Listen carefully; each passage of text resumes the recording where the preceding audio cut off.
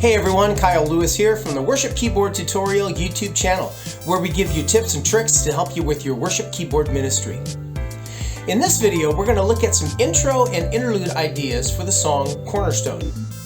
But before we get started, if you haven't subscribed, hit that subscribe button and that little notification bell so that you can be aware of future videos.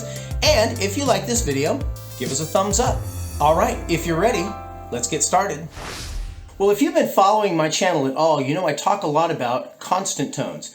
And constant tones are a real simple way to add intensity and instant harmony to a melodic line. So in the song Cornerstone, I'm going to use a constant harmony for the intro and the interludes, which happen to be both the same thing.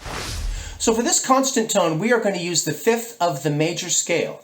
Now this song was originally written and composed in C. So we're going to use the fifth of that major scale, which is G. That's the fifth note of the scale. That's going to be our constant tone. Now, I do have a free PDF that you can download that has this example in all 12 keys. So regardless of what key your church is doing it in, you can have these examples for it. Sometimes I like to use the constant tone above the melodic line.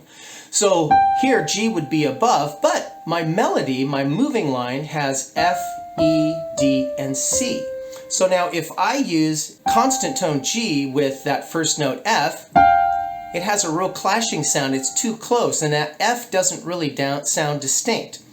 So I'm going to move the G, the constant tone, down below. So now the F stands out a little bit more. Now this constant tone works with all of the chords that I'm using in the song. So it works with my C chord,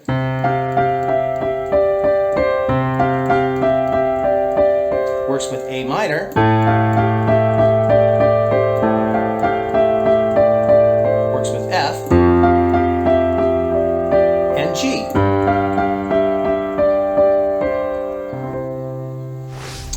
So one last thing, as I get to the end of this song, it kind of softens up a little bit. So instead of playing in this register here,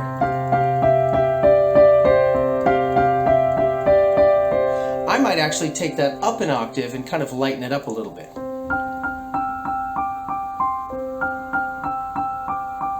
So that's up to you. If you want to lighten it up, bring it up an octave, or bring down the dynamic and play it where it is. Well, that's all we have for this video. Thanks for watching.